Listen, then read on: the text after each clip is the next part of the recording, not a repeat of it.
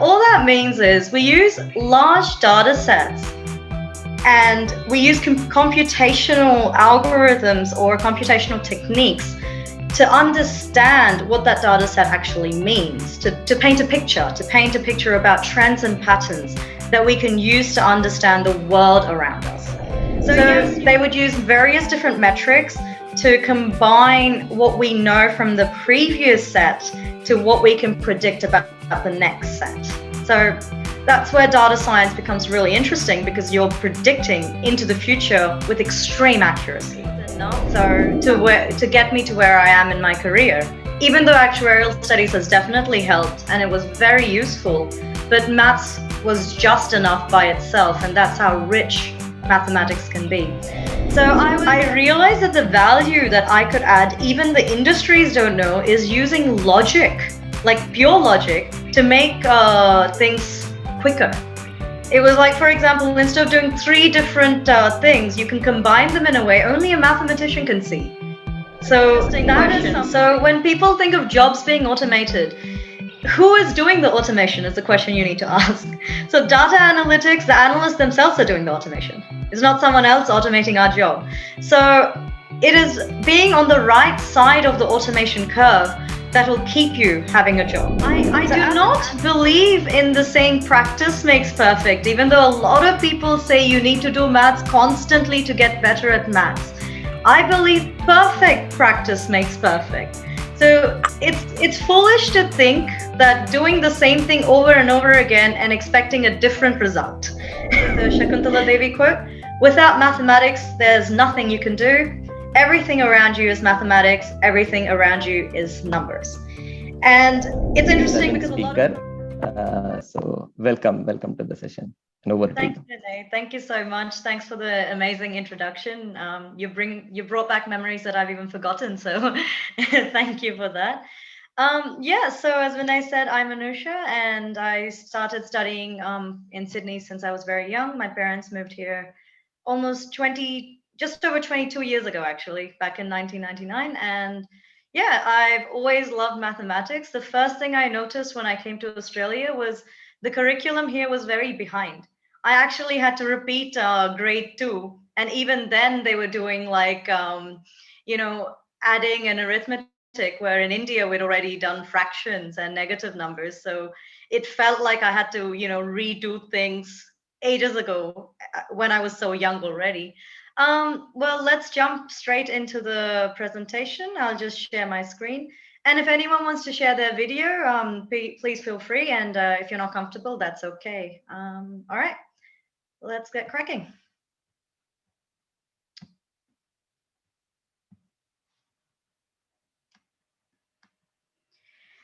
All right, so my presentation is, the focus of my presentation is about career options in mathematics, especially related to data analytics. Now, mathematics is obviously so broad, and you can take it anywhere. I kid you not, you can take it absolutely anywhere, and you won't even realize where you can use mathematics. Some types of humanities, you would think, okay, how is that relevant to mathematics? But it will find its way in there. So without further ado, let's start with the presentation.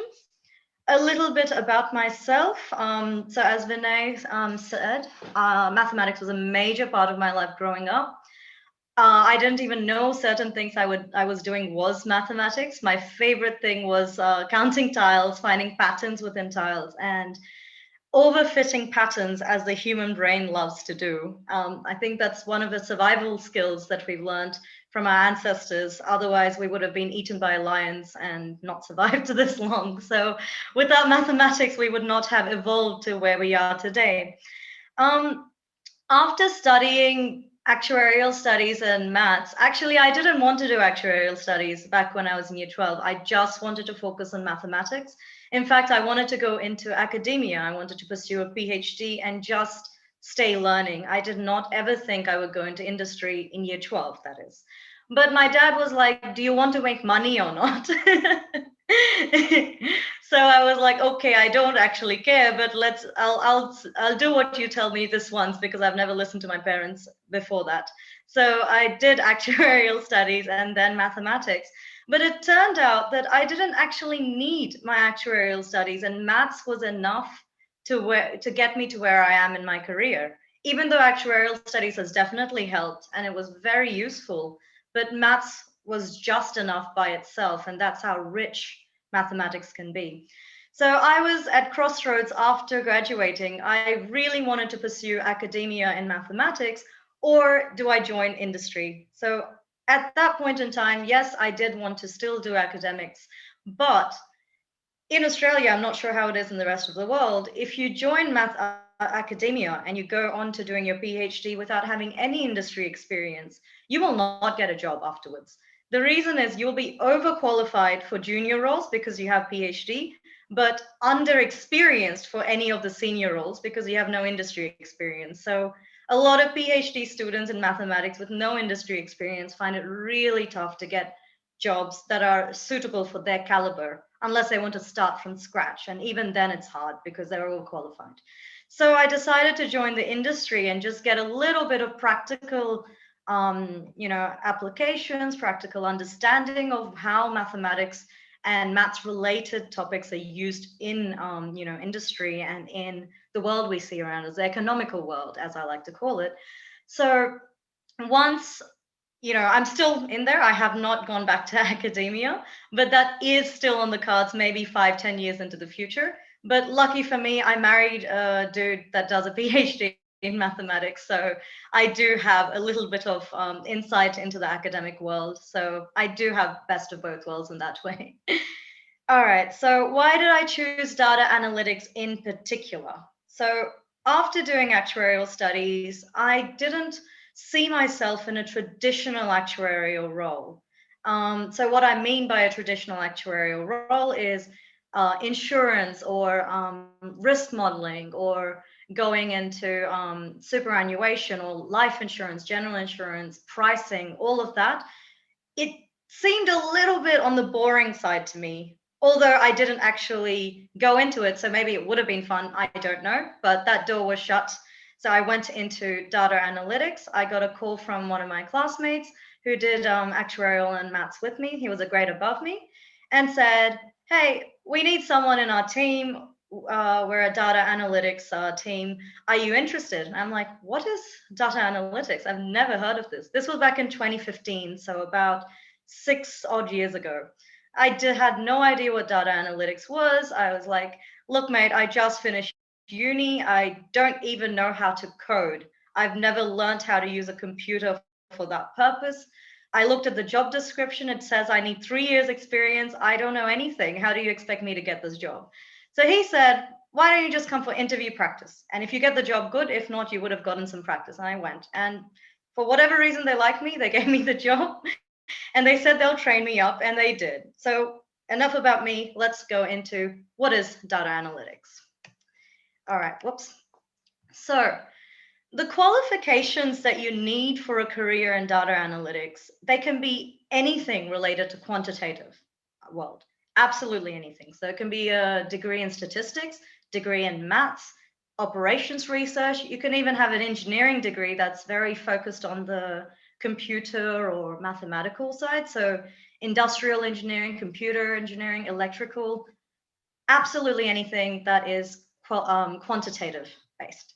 So you don't need to know exactly what you're doing if you are interested in a career in data analytics, as long as it's related to numbers.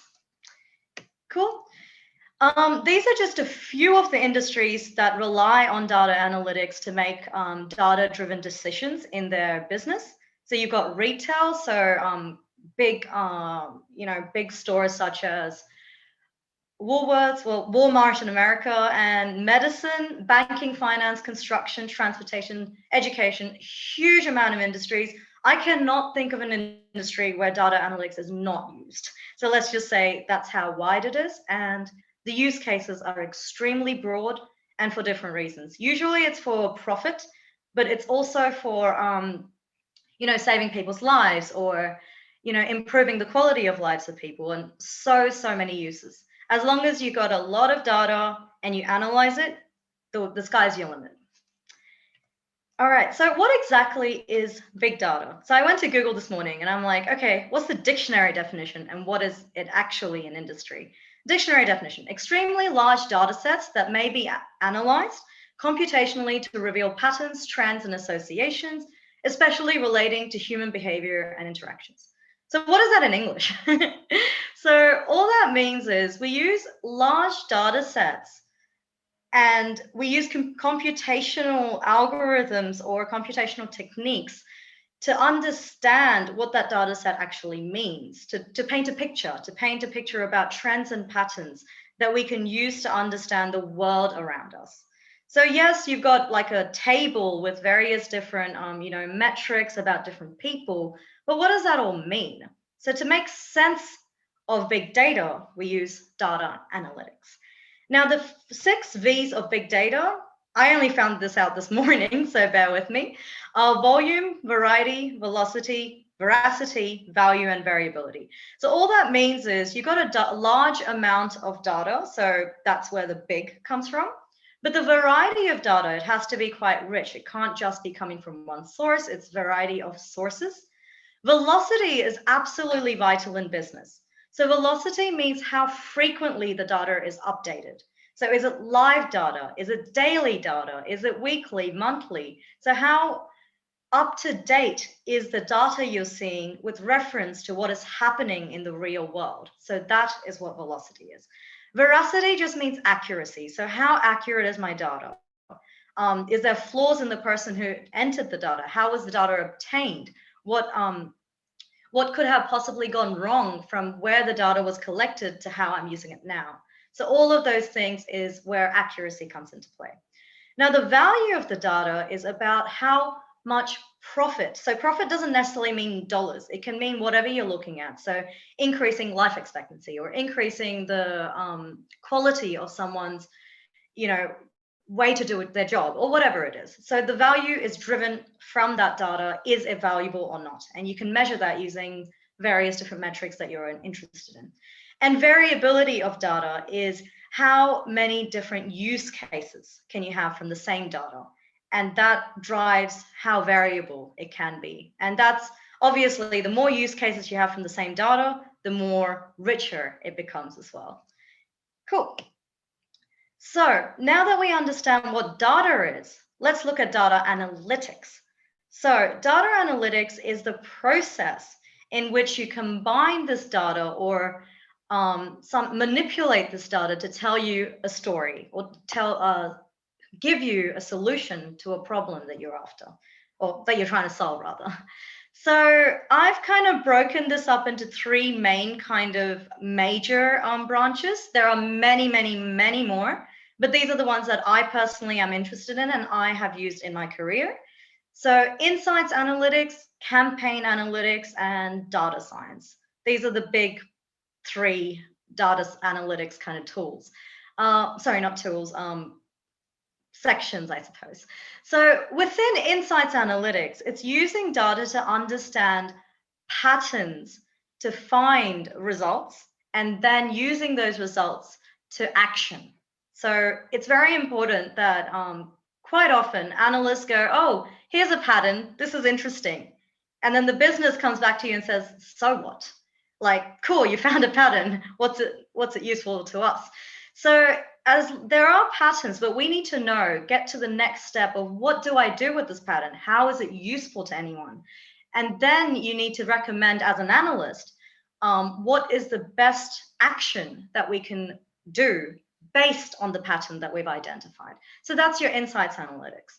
You can use data visualization. So for example, I'm not sure if you guys have heard of Tableau or Power BI, but these are tools that you can use to put your data in a way that you can see what's happening in graphical format, basically. And for example, you're measuring sales versus time. Very simple graph. So your x-axis is time, and your y-axis is sales or profit, whatever it is. And you can see like maybe a clear trend. Okay, this is booming because it's Christmas, or this is not booming because it's I don't know, it's June, July, and there's nothing interesting that's happening there in the world, or whatever it is. And you can draw a story out of that because it's visual. Or you can use like just aggregation within simpler kind of tools like SQL.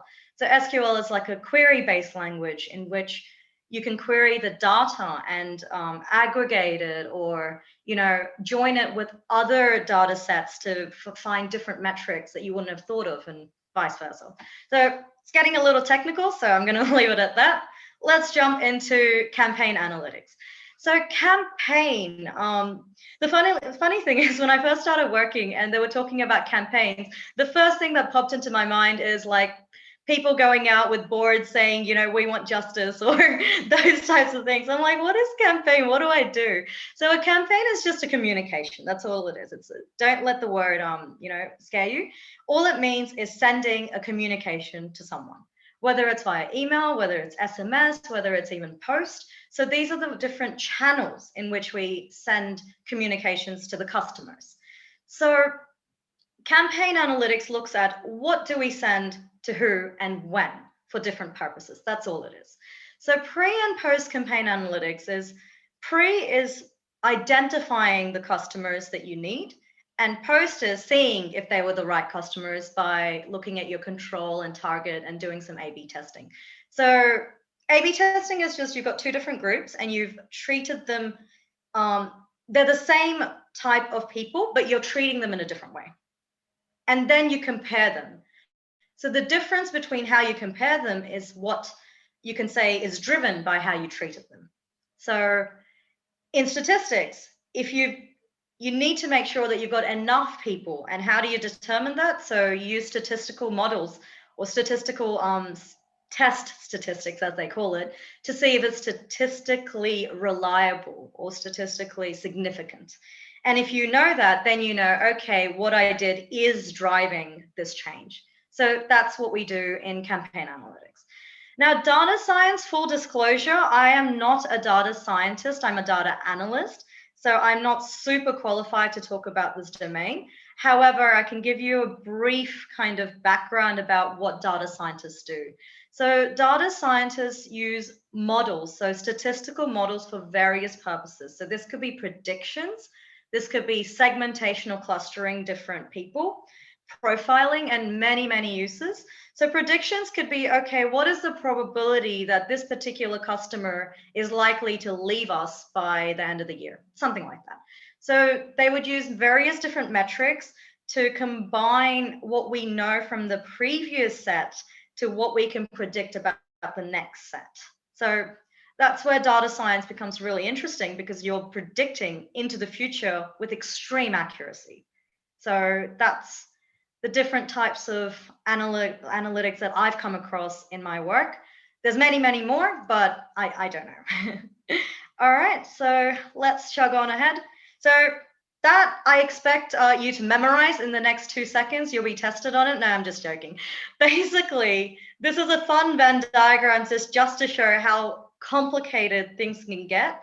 But if you focus on what you're doing one at a time, it's not too bad. It gets very simple, just like mathematics, right? So if you got like trigonometry and you've got algebra and calculus and you put a Venn diagram, it's going to look something like that. But we do learn it in a methodical way, so don't get scared of analytics. It's really fun, really easy, and I'm still learning, still enjoying, and you'll never stop learning, basically. Cool. So the tools that I've used in my work, for database querying, so we need to query or select certain customers or metrics or whatever it is from the given database. So we've used mostly Microsoft SQL or MySQL. Oh, I've forgotten to put Teradata in there as well, which a lot of companies use, similar to SQL. And SAS is getting outdated, but it was used in the 80s a lot. So some legacy systems like old banking still use it. So it's not a bad idea to learn a little bit of it. But if you know SQL, you know SAS, so it's not too complicated.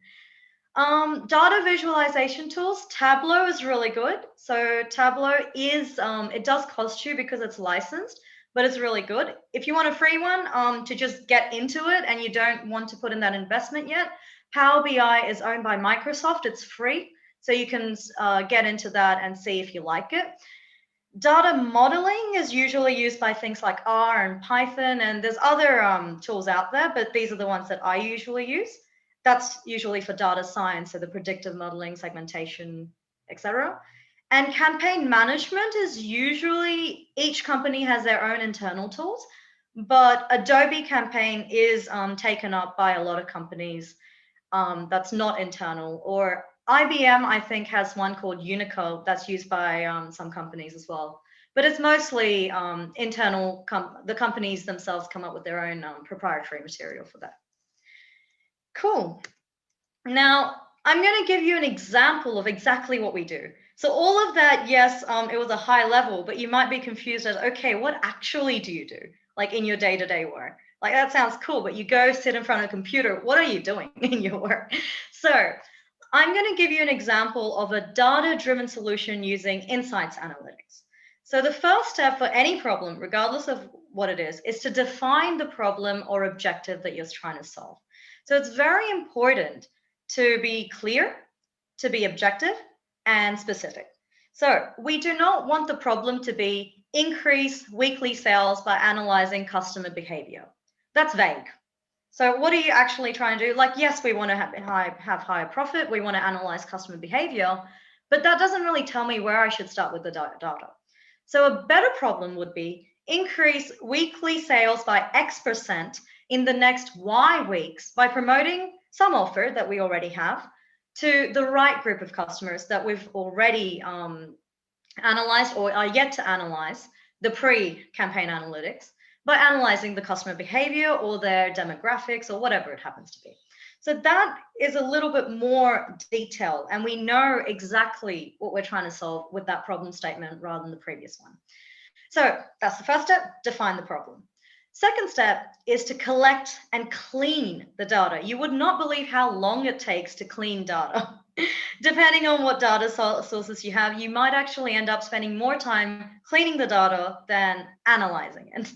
So it's important to gather the relevant customer data to what you're trying to solve. So for example, based on this problem, what is relevant? Something might be like their weekly income, if we have that access to that data, or where do they live? Do they live close to our shops? Spatial data. So those will be interesting.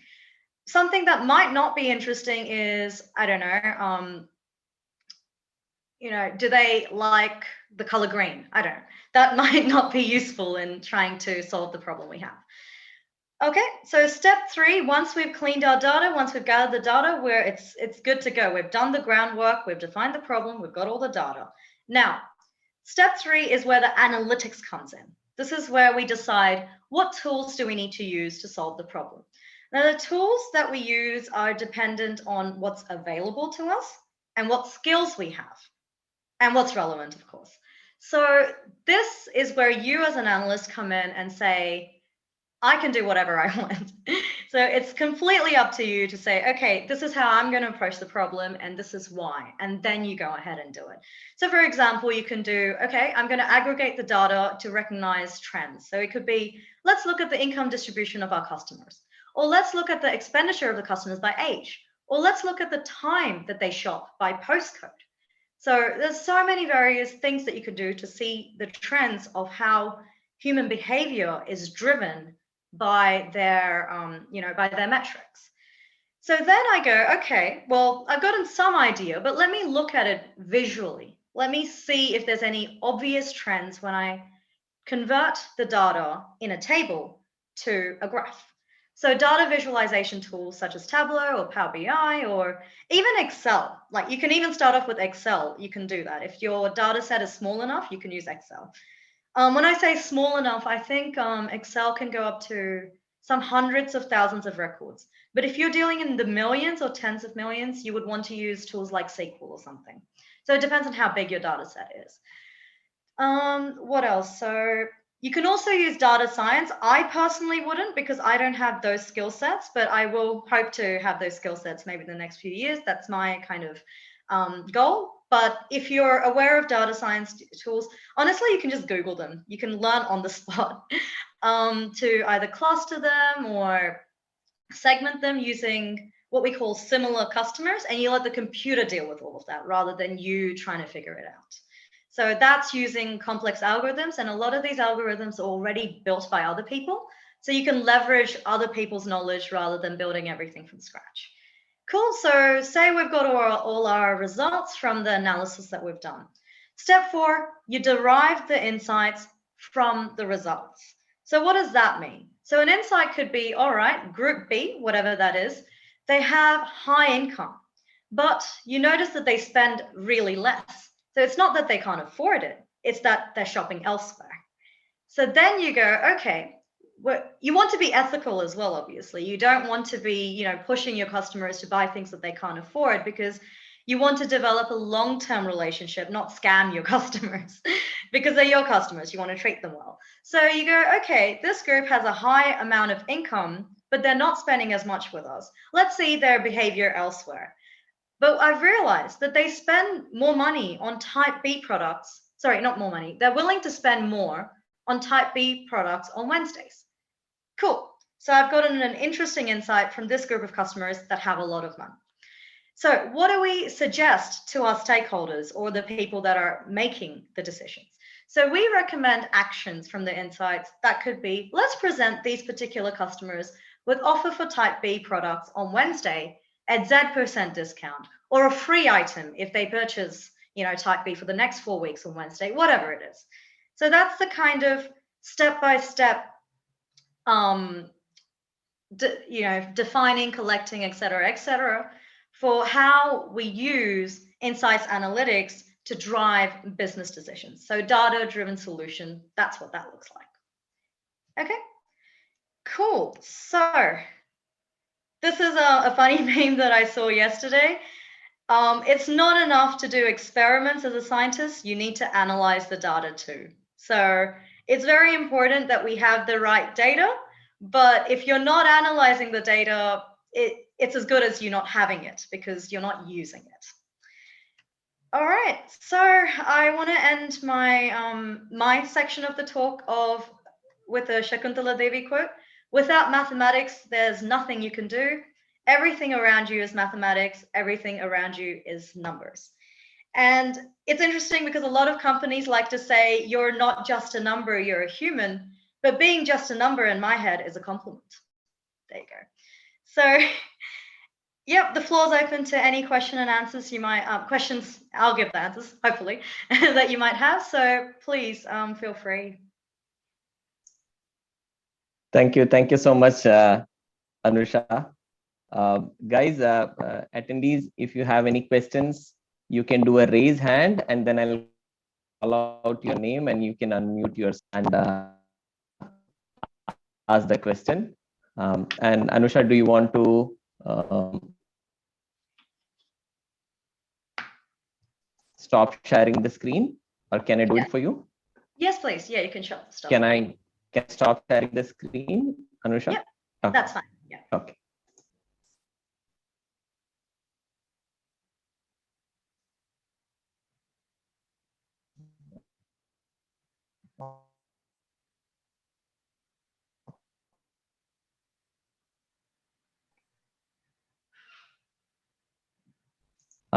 Yes.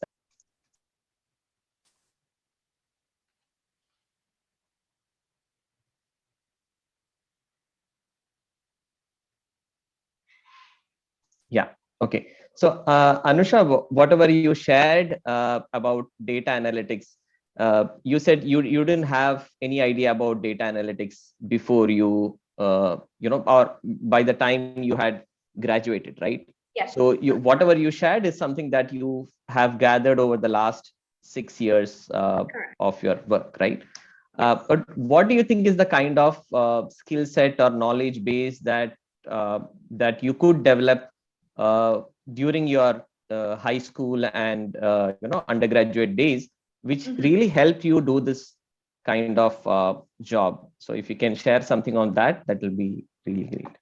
Yeah, sure. So in hindsight, what would I have wanted to do is learn a little bit of coding, because I personally never liked computers, and I kid you not, I did not use a computer throughout my uni days. I handwrote all my assignments. I was afraid of the computer, even though my mom's an IT teacher, so she's going to come and whack me. So I was scared of coding, and I was terrified when my friend called me about data analytics. And, the manager was interviewing me, and I'm like, oh God, I don't know how to use a computer. How am I going to do a job? But I kid you not, Vinay, it took me 2 weeks to learn the code, and I was doing my first live job, as they call it. So that has action within 2 weeks. And I was like, why was I so scared of this in high school? Like, as soon as I needed to do it, your mind just, works in a way that it lets you do it. Before I was like, okay, it's up to me, it's an option.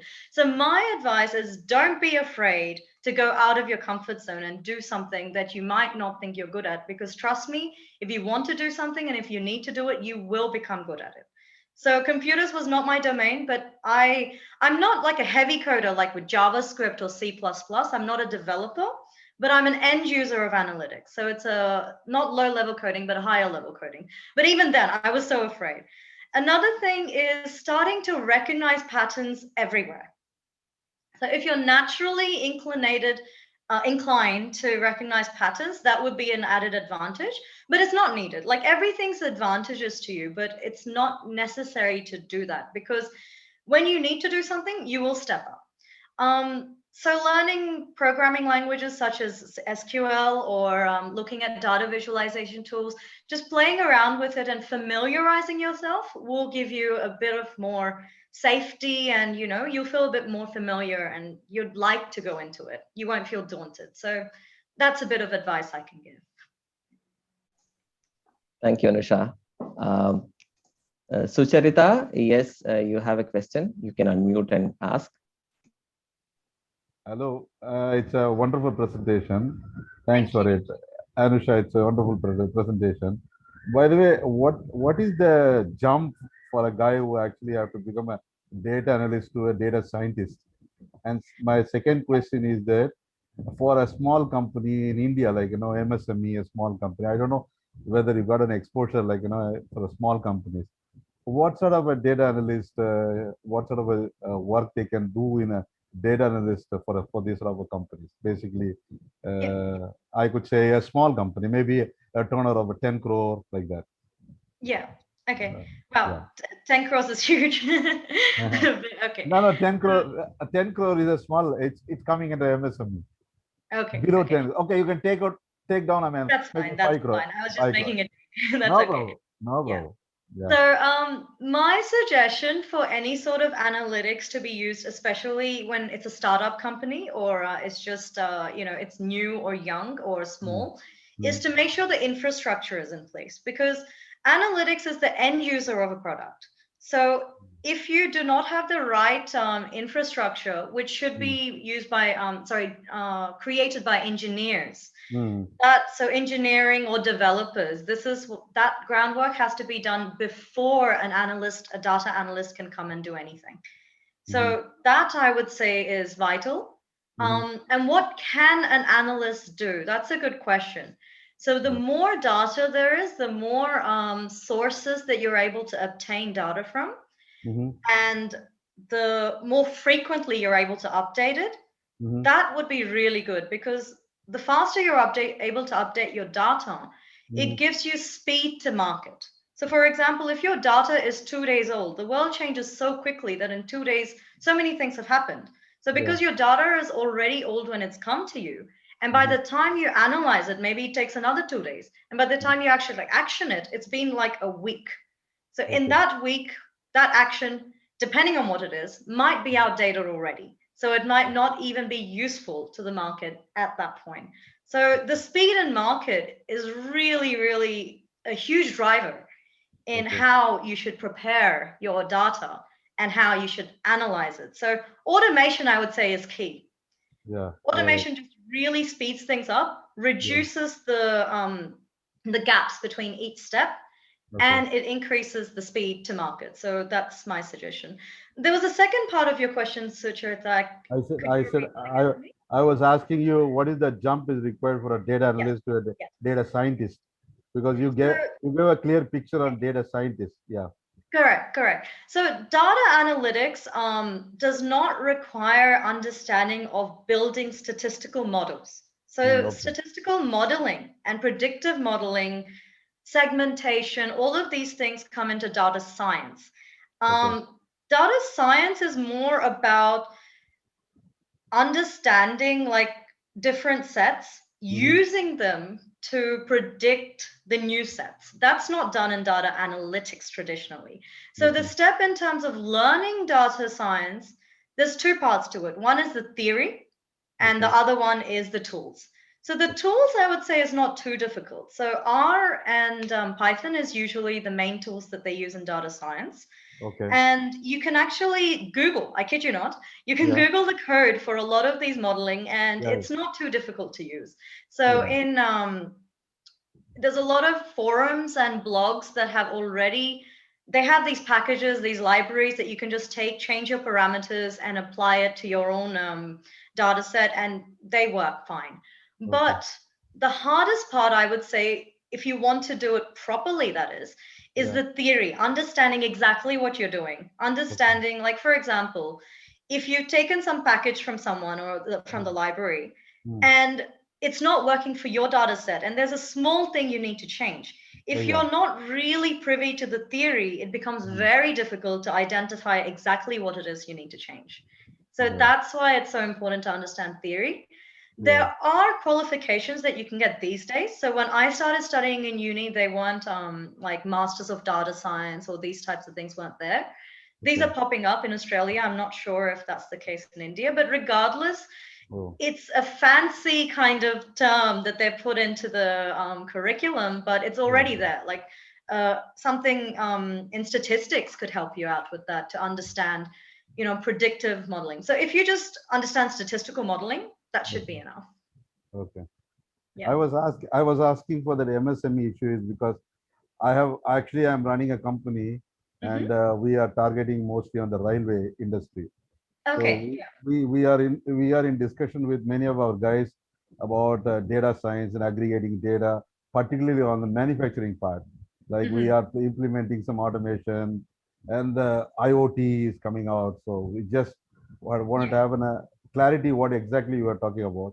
Yeah. Yours is an eye opener, I could say. Good eye opener. Yeah. I mean, most things I would say like can be done with just data analytics without data science, but data science enhances things, and it's good to have a data science team to have that research and to have, you know, that future kind of predictions, those types of things.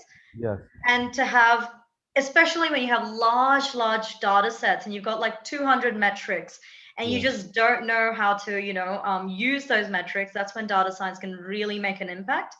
But if you've got like about 50 metrics or, you know, a small enough book, I don't think data science would add that much more value. Of course, it's always valuable, but it's about tossing up between, you know, the resource and how much it costs for you to have a data scientist versus how much value that you can get from them. Yeah, that's a good point. And have you ever come across? I'm sorry to interrupt. We have a few other questions also. Can you reserve your question towards the end? Yeah. Okay. Thank you.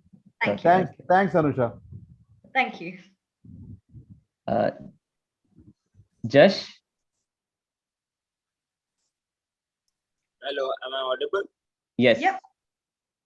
So I had basically three questions. So I wanted to ask how data science differs from data analytics.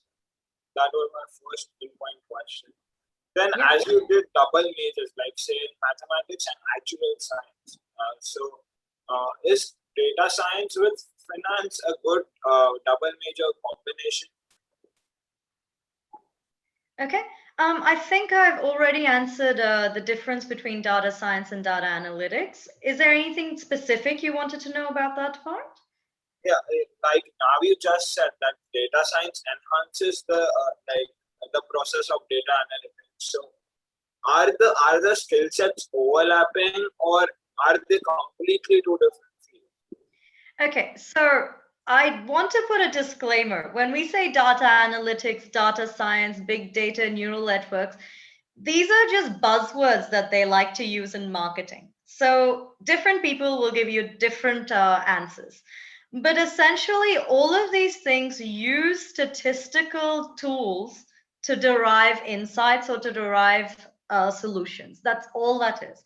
Now, usually when people talk about data science in particular, they're referring to modeling, statistical modeling. And that's used by tools like R and Python. Now, when we talk about traditional data analytics, that doesn't include the modeling. But some people will say, well, data science is a type of data analytics. So it's another tool, just like other, analytics. So I would say it's just another tool that you can use in your toolbox. That's how I see it.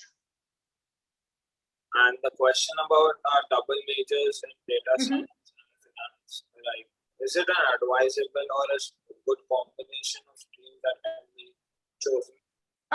It depends on where you want to take it, right? So I would say I'm not a qualified career, expert or anything, but in saying that, my opinion, yeah, it would be a good double major because data science looks at the theory side of it, and adding the finance will give you a little bit of what's it called? Background into how to use it. So finance is like the application and data science is like the theory. So I guess it sounds good to combine those two to have a holistic view of things. But it really depends on what you want to do with it and where you want to take it. But honestly speaking, when I was studying at uni, actuarial studies was very theoretical and mathematics was even more so. So I didn't really study a practical, applicational side of things at uni, but it's very easy to pick up on the job when you're in the job. But the question comes down to the competition in Australia in the job market is very different to the competition in the Indian job market. So undergraduation yeah. So if you think it's going to give you an edge of being selected for a role, then maybe it's worth it. So that's something else to consider. Yeah. Thank you. That's all right. All right, there were a few raised hands earlier. I think you have already answered their questions. So until some more raised hands come, I'll pop up. Oh yes, there was one question which was put in the chat. Says, should we learn dashboards though we are freshers and have not much knowledge of analytics? And how can we start practicing basic analytics in routine life examples?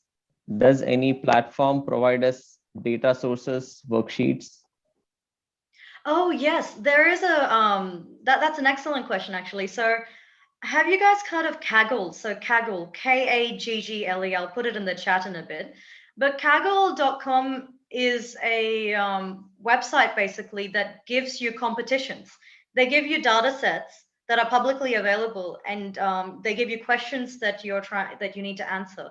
So that might be really useful to start if you don't know where to start, because the main thing you need to do data analytics is the data. And for someone who's a fresher or someone who doesn't have access to these data sets, very difficult to know how to start using the tools without having the raw information. So Kaggle is a good source. Or you can simply Google free data sets or publicly available data sets that you can, made up data, I suppose, that you can download to practice the tools. Yeah, so that's one thing. I do suggest, if you're interested in data visualization, so dashboards, it's very simple to use once you get the hang of it. So you can start it early on. You don't need to be an expert at it to start it at all. So you can just, Google's your friend. Everyone uses Google all the time. So just look at how other people have used it. And Tableau itself has an own online community, and people do help each other out. So you can read their blogs. You can even put your own questions up, and people will respond within 20 minutes, something like that. So you can really grow yourself without depending on, a teacher telling you what to do. There's one more question that has come on the chat, and then I'll call out Anish's name for asking. Is data analysis going to get automated in the future? Well, this is an interesting question. So when people think of jobs being automated, who is doing the automation is the question you need to ask. So data analytics, the analysts themselves are doing the automation. It's not someone else automating our job. So it is being on the right side of the automation curve that will keep you having a job. So as an analyst, you do not want to keep doing basic tasks. And when I say basic, I mean something a computer can do. So humans, we believe we're better than computers in the sense that we have a creative side that computers are just not good at yet. They may be in the future and all our jobs might become obsolete, but right now we have an edge and we need to maintain on the right side of the automation curve. So we want to automate things we don't want to do, and we want to find more things to do. So if you balance that, you will always have a job, in my opinion. Anish, you can unmute and ask your question. Yeah, okay. First, let me say good morning to everybody from my side. And then let me thank Anusha for her such an excellent presentation, giving us a lot of insights about that topics. Thanks once again. Thanks, Anish. Okay. And actually, I am Anish's father. Okay. Okay. Anish is in grade 8, and he has been enrolled for that Olympiad program in that Bachelors Pratishtana. So he has some kind of love for mathematics. Now my question is, whatever I have understood and learned before, that this data science, data analytics, it involves mostly statistics and applied mathematics and computer science. Now, if a student who has got a passion for pure maths, does she has any role in this segment of data analytics or data science? What he can think of in future while studying this pure maths? That is my question. Yep. So basically, as you said, it's a very applied kind of mathematics because it's totally to do with how what actions you create reflect on the real world almost instantaneously. So I would say there's like 100% applied mathematics statistics. But if you have a keen interest in pure maths, you need to ask yourself what you want to do with that. As in, do you want to go into research, or do you want to go into creating your own types of mathematics? So as I mentioned before, my husband does have a PhD. He's doing a PhD in his mathematics. Hopefully he'll have one soon. But he's taken the path of, okay, I do not want to have anything to do with the industry or anything to the rest of the world. In my mind, mathematics is a game that you follow the rules, you create your own, new mathematics, and that's what he wants to do in his research. So for him, what I do would be a nightmare. He would really hate data analytics, would not like sitting in front of a computer coding, none of that. So he would want to sit down, create his own maths, love his own games. So if that's something that your son is into, I would suggest even go down academia. But in saying that, unfortunately, because of COVID and the pandemic, the academic industry across the Western world, at least, I'm not sure how it is in India, they're having job cuts because they're not able to afford to pay the small amount of money to their academic staff. So it's very important to consider the future and see where that industry does take you. Like I said, I have friends who are doing their PhD and they're not able to keep their postdoctorates or whatever it is because of these, practical things in economy. And they're finding it very difficult to find a job in the industry. That's not to say, discourage your son not to go into academic or anything, but it's good to have a backup plan regardless of what you do. That's the world we live in, unfortunately. No job is stable, even government jobs. So that's the reality of our lives. Yeah. If I may just add an experience, that may add my help add my 2 cents. So most students, and I'm sure Anusha, you would also be in that category, that when you were back in high school, you would have never imagined that you would be doing something like this. And I think back in high school, you would have just loved pure math, right? Yeah. Because there was nothing else that you are exposed to. You just did math for the sake of it, for the kick of it, so to say. Yeah. Right? True. So, and this has been our experience also with most kids, because in high school they are just exposed to pure math. And many of them, a large number of them, once they get exposed to some kind of applied nature of mathematics while they are in high school, or maybe in higher secondary, as we call it in India, in 11th and 12th grade, they develop some kind of love towards that particular area as well. So you never know how does a laddu taste unless and until you taste a laddu. So I think it's always good to get exposed to different streams, and then maybe you never know. Yeah. And to add to that, Renee, like when I first started working, at the beginning, I didn't think I would enjoy it because it felt like, oh, what I'm doing is not real maths, like the pure kind of maths. But once, like honestly, in the last couple of years, so towards the later part of my, thing, I realized that the value that I could add, even the industries don't know, is using logic, like pure logic, to make things quicker. It was like, for example, instead of doing three different things, you can combine them in a way only a mathematician can see. So that is something that you can really do. And I have been using mathematics a lot more in the later part of my journey than in the earlier part. So at the beginning, I was just trying to understand the world around me with that. And I'm like, what is going on? But eventually, once I was a bit more comfortable, I was like, okay, I can see shortcuts. And you can only do that through pure maths. You can't really have that applied maths because Exactly. that's where you put in your 2 cents. Beautiful put.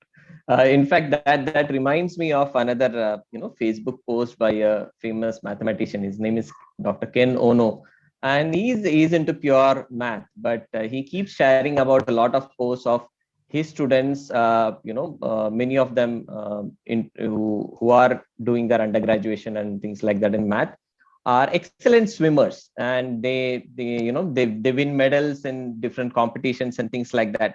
So somebody just asked, how is it that there is a lot of students of yours who are also good swimmers? And then he said, I help them with modeling. I help them with, I look at that data, I look at their performance, and I help them optimize their performance. So I think that, when you are saying that can only come from a pure, mathematical mind. That's what came to my mind. Yeah. I think there's another question in the chat. Yes. Ria was asking, while I am in grade 8, while I like data analytics, I'm not a math expert. So how can I work on it to excel myself in math? I think I'll just add my question also along with that. So what kind of courses can students take while they are in high school, or maybe just got into undergraduation, to equip themselves for these kind of jobs? Yeah.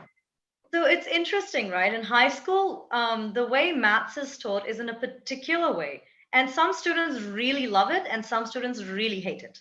So mathematics is a polarizing subject. No one says, oh, it's okay. You either love it or you hate it. And the reason I feel because is the way it's being taught and the syllabus itself.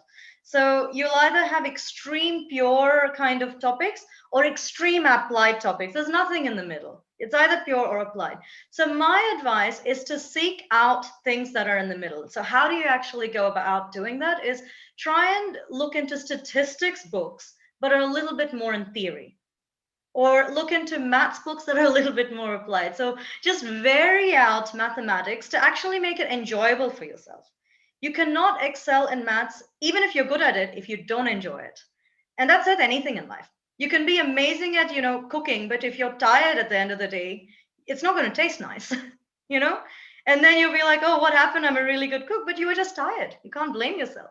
So you're still human. So we have this tendency to think of students as these, robots that should just pick up everything. But as adults, they're like, okay, you're tired. No, students also get tired. Children also need a lot of, care to themselves. So you need to take care of yourselves, take care of your mind, and be open and enjoy what you're doing. And that's how you excel. A degree in maths or statistics. Okay. Well, I did not do a degree in statistics, so I can't really compare. But I think statistics would definitely help more for data analysis. The reason I did maths was for the passion of it. So that's my reason for doing mathematics. But I must make a disclaimer. So if you do statistics and you go into the industry and you start data analytics, and you realize it's not for you for whatever reason, then you'll kind of be stuck to do other statistics related things.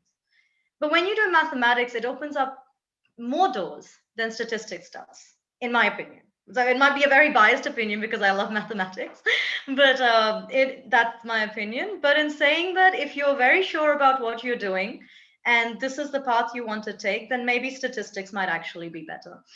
But to be honest, statistics is mathematics anyway. It's just the science of maths, the way I see it. Yeah. So if I can just ask one more question in connection to that. So that there is this general opinion. This is just a general opinion. I'm sure a lot of people in this group may not have this, but there is only one path to a particular. So because most of the things that we do are linear, in our education, you do this, and then you land up in this kind of job. So something like data analytics. There would be multiple ways to get in there, right? Correct. It's not just one path, right? So. And that's what I love about it, right? Because how do you expect a 15-year-old to make their decision of what they want to do 50 years later?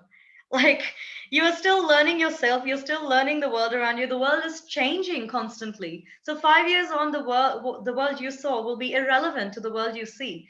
So I don't think it makes sense to be so strict with what you want to do. But some people know exactly what they want to do. Like my brother, for example, he knew when he was 10 that he wanted to be an engineer, and he studied aeronautical engineering and he loved it. No regrets, absolutely, except the job market's not great. But in terms of studying, it was really good.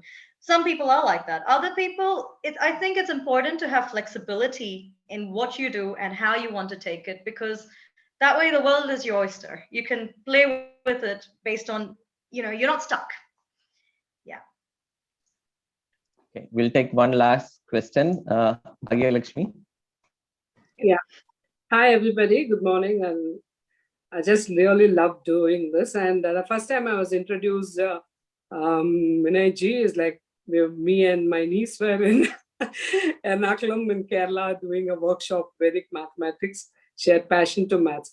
Another thing, being a teacher, I've noticed that once you love maths, I mean, there's some kind of fear in all the kids. As a teacher, I know what it is.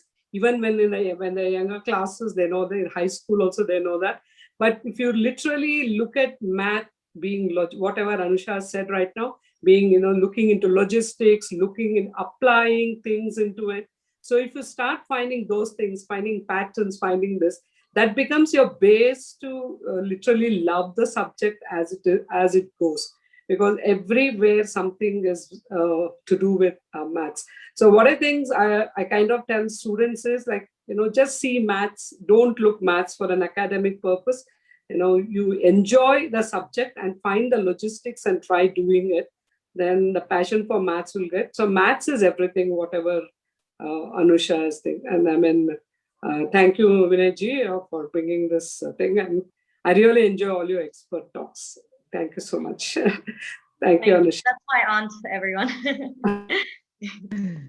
Yeah. Thank you so much. One more very quick thing I wanted to add, Vinay. Yes, please. Discussion of mathematics. So when I was younger, I thought maths was natural to everyone. So as in mathematics, the foundation of it is natural. However, the notation is not natural. It's something that we've invented. So it's important for us to train ourselves in the notation of mathematics before we can excel of it, because what students have problem is more of the language of mathematics rather than maths itself. So the language, if it's a bit daunting, you can't understand the foundation behind it. So don't be scared of the language, don't be scared of the notation, jump into it, then maths is your friend. So that's my advice. Thank you, Anusha. We'll take one last question and I'll request all of you to stay back for a group photo, and then we'll end the talk. Yeah, Padmini. Anusha Auntie. This is Gauri. This is Garisa. I am in year 3. I have got a math certificate for mathematician. How can you help me get better? Well, if you enjoy mathematics, you'll automatically get better.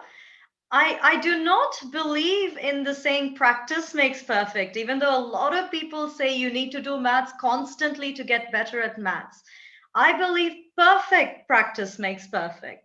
So it's foolish to think that doing the same thing over and over again and expecting a different result. So when you're doing something over and over again and it's not working, I would say literally take a step back, go do something else. Don't get stuck on something and do it for 2 hours, 3 hours and say, okay, I can't do maths. No, you can't do maths. You can't do that particular problem right now. So I would say take a break, go do something else, come back to it. Your brain will work wonders and you will. I'm Padmini's granddaughter. Do you know I'm Padmani's granddaughter? Yes, you're my niece, Gaurita, I know. Thank you. Thank you for the question. Welcome. You're Thank welcome. you. I think she was our youngest participant for this expert talk. So before winding up, just to quickly put my thoughts and summarize. So Anusha, that was indeed a wonderful presentation, and you brought down what all these jargons mean, right, into specifics, that what does data analytics mean, what does data science mean, and how are they different, and so on and so forth. So that that is something that I really loved the most, and how you shared your experience from right from school days, and how it really helped you get where you are today. And as you rightly said, I think it's very important for all of us to understand that the world is constantly changing. So there is no need to be so anxious that, oh my God, what am I going to do 20 years down the line? Because nobody has any clue what they are going to do 20 years down the line. So you better pursue something like what you did, what your passion is, and then of course that really is going to help you land in a place where you will really enjoy. So that is something that I really loved from your session. So all of you, I was lucky to meet Anusha, and thanks to Miss Bhagyalakshmi, who introduced her to one of our camps 8 years ago. So she came as a participant, and then we have been in touch all the while, and her views about mathematics and mathematics education closely matches with the kind of goals that we have at Raising a Mathematician Foundation. And when we asked her, can you do this session for us, she was very happy. She was thrilled. She said that anything for high schoolers. And I think, from the names, I can see most of the or at least many of the participants of today's session are from Raising a Mathematician Training Program 2021. So guys, you might recollect Raghavendra, who took a session for you. So Raghavendra and Anusha, they were from the same camp, and both of them I was able to think of right from younger days, how all these pattern observation and things like that really got them closer and closer to math. So with that, I really would like to thank you, Anusha, on behalf of all of us and Raising a Mathematician Foundation for this beautiful presentation. And we look forward to have more sessions of yours in future. Thank you so much for the opportunity. And like you said, anything I can do to help high school kids, because that is the toughest period of my life. So I needed that help. So I'm happy to do that for high school students. Yeah. Thank you so much.